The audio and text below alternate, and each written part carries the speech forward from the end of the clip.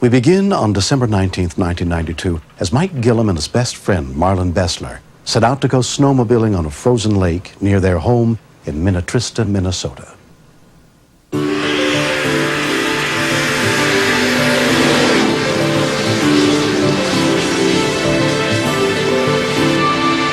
Marlon and I picked up his new snowmobile, and of course we were very anxious to try it out. On our way, we had noticed that there was some open patches of water.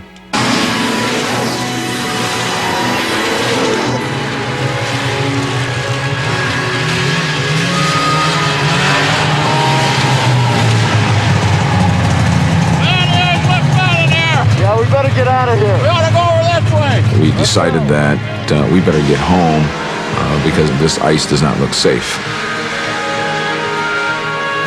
We had to keep the speed up at least past 60 miles an hour because if the ice is not safe or if it's not thick, you want to be going a little bit faster so you can just skim across it.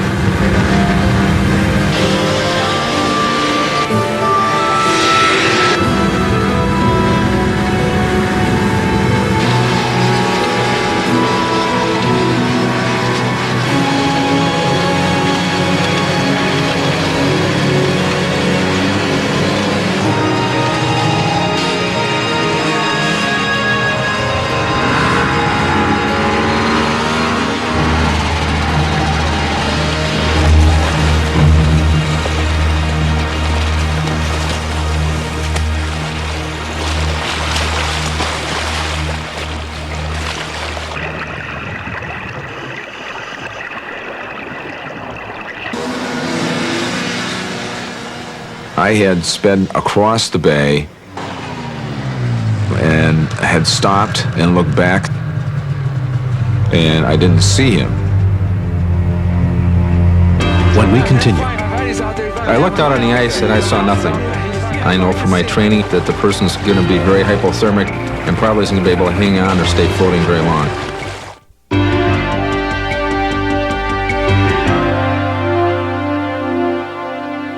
when Mike Gillum lost track of Marlon Bessler while they were snowmobiling together on a frozen lake, he had no idea what kind of trouble his best friend had gotten into.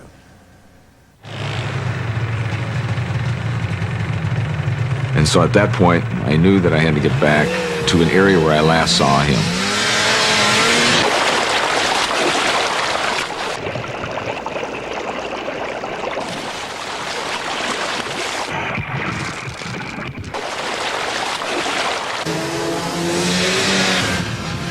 And all of a sudden, I saw a black dot in the horizon. When I first saw that black dot in the water, I said, "Oh my God, what happened?" And I couldn't believe that he had fallen through the ice. I was scared to death, and I really didn't know what to do.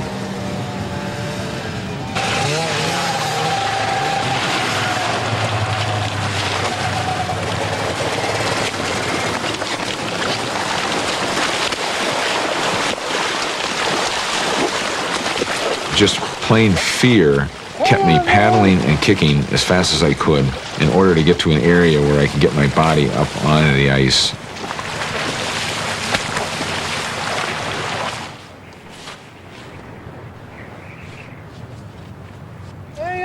And at that point, I had made a decision that I can't go over and help Marlon because all I would do is fall through the ice. The only thing that I can think of is running to shore and try to get some help. Someone who saw the accident had already called 911. The Hennepin County Sheriff's Water Patrol rescue team responded. I could see just a little speck out in the middle of the lake, and as long as I saw that speck, I knew that he was okay. But at any minute, I felt like that speck was going to disappear and he was going to be gone. It's an absolutely frightening thought. Sergeant Bill Chandler was the first member of the rescue team to arrive. By that time, Marlon had been in the freezing water for more than 15 minutes. He's out there. He's about a half a mile out there. I looked out on the ice and I saw nothing. See if I can see. You gotta get out there. Are you okay? I'm okay. You gotta get all the way out. I know from my training and experience that the person's going to be very hypothermic and probably isn't going to be able to hang on or stay floating very long. Deputy Marianne Olson arrived already wearing a cold water survival suit. Marianne, we got a snowmobile through the ice. Come on. Okay. It was a real strain trying to run with the Gumby suit on and carrying a rope bag. And as we were running, I looked out and I saw this little black speck.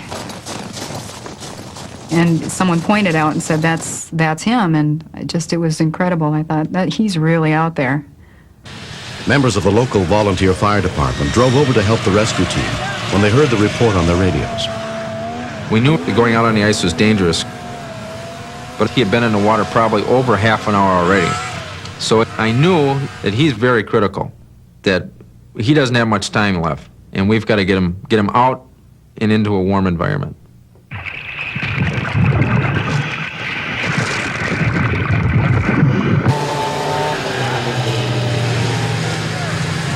Everybody stopped their snowmobiles, and I told them to stay back, because I knew between us and that hole was the worst ice. Hang on, Rick, come on! I also knew how critical it was, and I knew we had to get to him quick. Okay, I got it. Hang on, Rick, come on!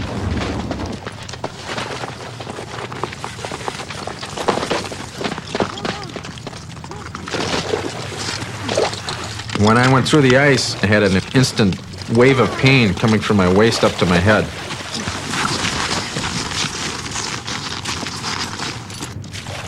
I was scared. I remember thinking, my God, if I don't get to this person quick, I'm going to see him go down. And I never saw any movement. And I never heard anything from him.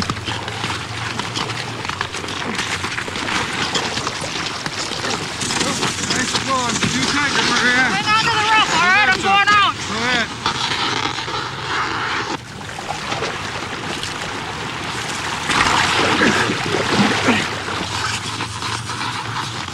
I felt the ice start to cave in beneath me, and then I remembered feeling a real sense of urgency, Bring the basket! thinking that I needed to do what I was trained to do if I was going to help this man, and I had to do it in a hurry. Keep going, Marianne. Marianne, come to my left. If we could not hang on to him, he was down. I resolved that I wasn't going to let go of him, but I still had a fear that if he slipped out of our grip, he was just going to disappear from sight in the water. He's having a problem. Hold on, so make sure you keep on the ice. There's no friend behind you. All right. Get him on. We got you. All right. Okay, hold on. Let me get up on the ice. Okay.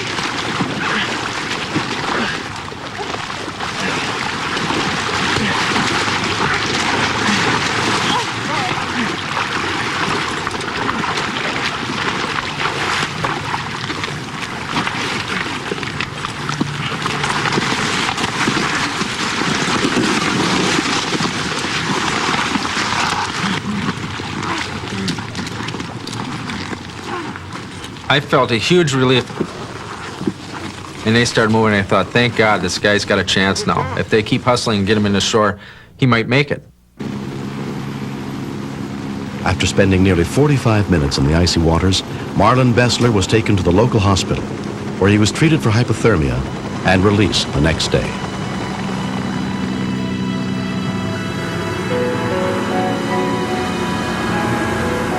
That is as close to death as I've ever been. And I started thinking, should I prolong this as long as I can by holding my breath at the bottom of the lake, or do I just take one big gulp and kill myself? So when I heard the help coming, it was just the most unbelievable sound, and I felt just elated. I mean, it was like, this is going to be the happiest day of my life. Ever since this situation happened, we have been extremely cautious. And it's very important to us that we go out and enjoy what we like to do, but also be safe doing it.